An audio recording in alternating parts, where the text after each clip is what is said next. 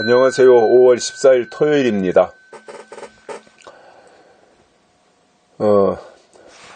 벌써 제가 요즘 밖에서 이제 저녁 때 운동 나가려고 하고 또 근처에 잡초가 난 거 뽑아주고 그러느라고 한 저녁에 한 5시 반, 6시 때 밖에 있으면 벌써 모기가 나와가지고요.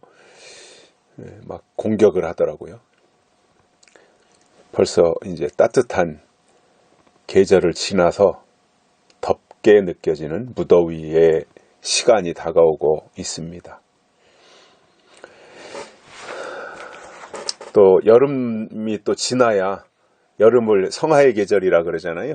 모든 것이 왕성하게 다 성장하는 여름에 사실상 쭉 크지요. 다 호박이고 일반 나무고 다 여름이면 쭉 크고 그리고 또 열매도 맺고 하는 것이니까 더워도 어떡하겠어요. 또 그 과정을 거쳐야 모든 것이 또 성장하고 결실하고 하는 거니까 이겨내고 또 감당을 해야 되겠죠.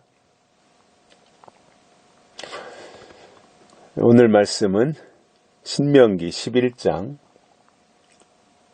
13절과 14절입니다. 내가 오늘날 너희에게 명하는 나의 명령을 너희가 만일 청종하고 너희의 하나님 여호와를 사랑하여 마음을 다하고 성품을 다하여 섬기면 여호와께서 너희 땅에 이른 비 늦은 비를 적당한 때에 내리시리니 너희가 곡식과 포도주와 기름을 얻을 것이요. 아멘. 하나님이 이스라엘 백성들에게 아주 중요한 것을 주셨어요. 그게 뭐냐면 하나님의 명령이에요. 즉 말씀이지요. 아주 중요한 거예요. 그리고 하나님이 이 주신 명령 있잖아요. 명령, 말씀. 이 명령을 어떠한 대전제로 주신 거예요. 그래서 하나님이 주신 명령을 지키느냐 안 지키느냐 이거에 따라서 그 뒤에 따라오는 내용들이 완전히 달라져요. 하나님은 그때 주시는 하나님의 말씀을 하나님의 사람들이 지키기를 원하시는 거예요. 그러나 지키고 안 지키고를 억지로 할 수는 없는 거잖아요. 하나님이 명령을 하시면 그것을 이스라엘 백성들이 듣고 그 명령을 지키든 지키지 않든 그것은 이제 이스라엘 백성들 각자가 선택을 해야 되는 문제지요.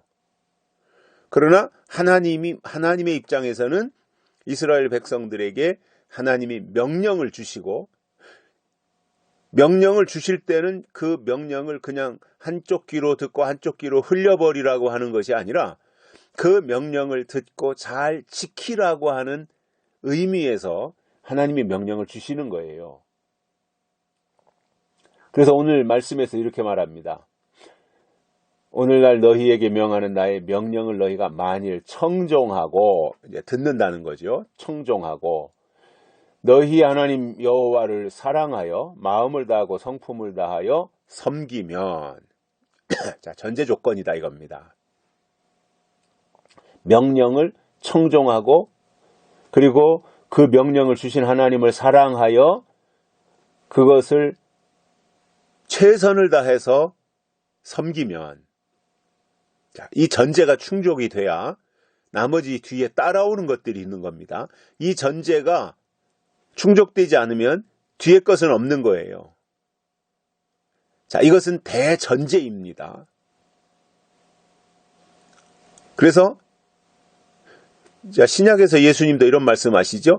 너희는 먼저 그의 나라와 그의 의를 구하라. 이건 전제예요. 그리하면 이 모든 것을 너희에게 더하시리라. 이건 결과예요. 이 결과는 쫓아다닌다고 해서 받는 게 아니에요. 모든 것을 더하신다라고 한 이것은 어디 있는지 어떻게 알고 쫓아가겠어요. 다만 그 앞에 주신 전제, 그의 나라와 그의 의를 구하라. 이 전제가 충족되면 하나님은 결과로 이 모든 것을 너희에게 더하시겠다. 그 말씀을 하신 거거든요. 마찬가지로 명령을 청종하고 사랑하고 최선을 다해서 그것을 섬기면 그 다음에 어떻게 하시겠다는 거예요? 결과가 있죠. 여호와께서 너의 땅에 이른 비, 늦은 비를 적당한 때에 내리시리니. 이른 비와 늦은 비를 내리시겠다. 적당히 내리신답니다. 이른 비가 내려야 될 때 이른 비를 적당하게, 꼭 필요한 것만큼, 그 말이죠. 또 늦은 비가 필요할 때는 늦은 비를 필요한 것만큼 내려주시는 거지요. 그러니까는 뭐 요즘에 날씨가 가문다 그래요. 봄 가뭄이라고. 그래서 그 지역을 다니다 보면 지금 마늘이 이제 한참 연글 때인데 비가 안 오니까 마늘밭에 물 주느라고 난리예요. 그 스프링쿨러를 설치하고 물 뿌려주느라고 말이죠. 왜냐하면 수분이 공급이 돼야 마늘 밑이 들거든요. 밑이. 마늘은 그 줄기를 먹으려고 농사 짓는 게 아니잖아요. 마늘 그 밑이 들어서 그 마늘을 먹어야 되는 거죠. 마늘 그 열매를.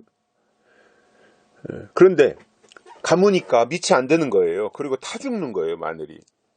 그러니까 농사 짓는 거 이제 헛농사 되면 안 되니까 스프링쿨러 설치해 놓고 열심히 물을 주고 있습니다. 그렇게 해서라도 마늘 수확을 제대로 하려고 하는 거지요. 자, 그러니까 하늘에서 비가 안 내리면 아무리 농사를 실력 있게 잘 짓고 풍년들게 농사를 짓고 싶어도 비가 안 오면은 의미가 없는 거잖아요. 그래서 하나님이 하늘에서 비를 주셔야 이 땅에서도 농사를 질 수 있는 거지, 비를 안 주시면 농사 질 수 없어요. 그리고 퍼다가 물 주는 거하고 하늘에서 내리는 비하고는 차이가 있어요. 하늘에서 내리는 비가 거기에 골고루 영양분도 있고 또 그것이 제대로 내려서 뿌리 저 깊숙이까지 충분하게 수분이 공급되는 것이지, 퍼다 주는 물은 또 한계가 있더라고요.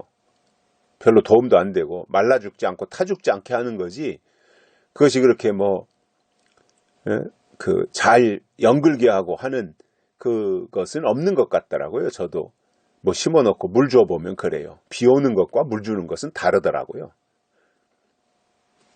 그래서 농사 짓는 것만 보더라도 하나님이 도와주셔야 되는구나, 적당한 때에 비가 내려야 되는구나, 이것을 깨닫게 되거든요. 교회 안에도 마찬가지예요. 우리가 신앙생활하는데 이른 비 늦은 비, 이제 성령을 의미하는데 비는 이른 비 내릴 때 이른 비가 와야 되고 늦은 비 내릴 때 늦은 비가 와야 되는 거예요. 이른 비는 마가다락방에 임한 성령을 의미하고 늦은 비는 이제 예수님이 다시 오실 때 주실 하나님의 일곱 영, 그것을 의미하고 있는데,